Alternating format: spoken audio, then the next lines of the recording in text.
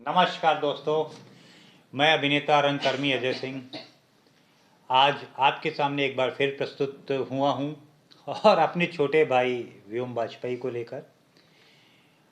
आज फिर देखते हैं उनसे क्या सुनने को मिलता है और हम भी थोड़ा सा एंजॉय करें और आप भी एंजॉय करिए। हाँ तो व्योम जी नमस्कार। नमस्कार अजय सर। नमस्कार दोस्तों। तो व्योम जी, पिछली बार तो हम लोग ने जो बात की थी वो आपने एक मैसेज दिया था आजकल के वो युवा और सबको लेकर, ट्रैफिक जो आजकल रूल्स फॉलो नहीं कर रहे हैं या हेलमेट नहीं लगा रहे। जी सर। आज आप क्या मतलब सुनाना चाहते हैं? अच्छा पहले ये बताइए जी। कि आपकी शादी हो गई? नहीं सर, शादी तो अभी नहीं हुई है। जी। आप सोच रहे होंगे हंस क्यों रहा है। वही मैं कहा, शादी नहीं हुई है तो आप हंस क्यों रहे हैं भाई?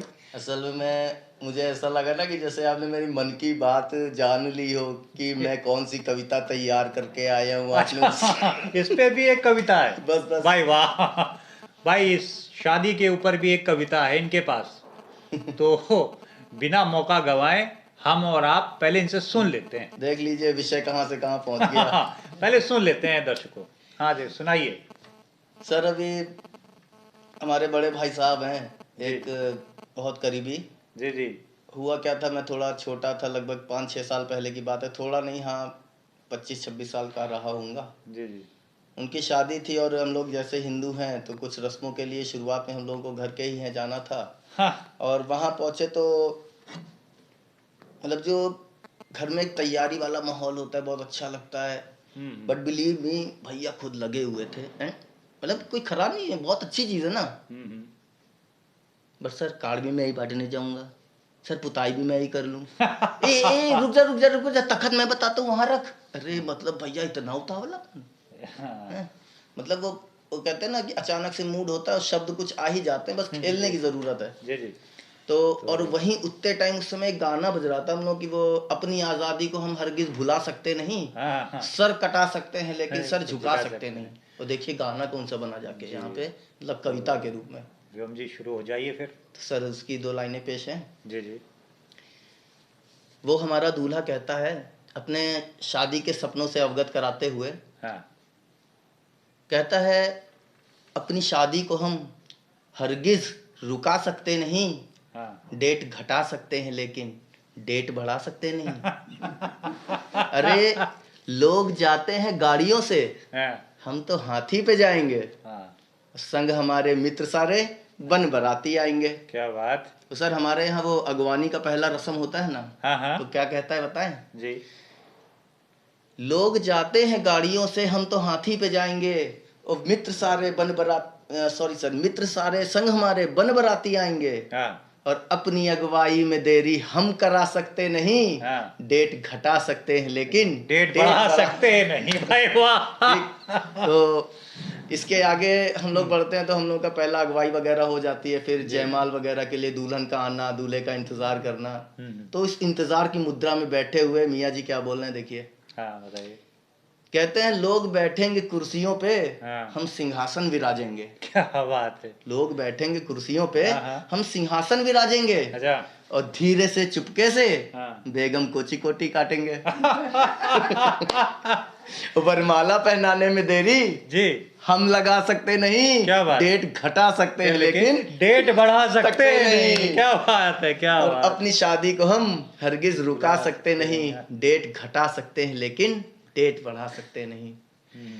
फिर मतलब यही हंसी खुशी का माहौल, खाना पीना, फिर धीरे धीरे वो वक्त आ जाता है जो शादी की सबसे ज़रूरी रस्में, सिंदूर, पग और हमारा फेरों का जी जी शुरुआत होती है। तो देखिए मतलब भाई अगर मनोभाव देखें तो वाकई में एक प्रियसी के लिए, एक प्रिय के क्या हो सकता है, हम लोगों को देखने में हंसी आए बट वाकई में रस अगर देखें जी जी तो बहुत अच्छा है। हमारी अवधि की सर यही खासियत है देखिए। जी जी। ठीक, तो कहते क्या है, 7 फेरों की जगह एक फेरे से काम चलाएंगे, हाँ।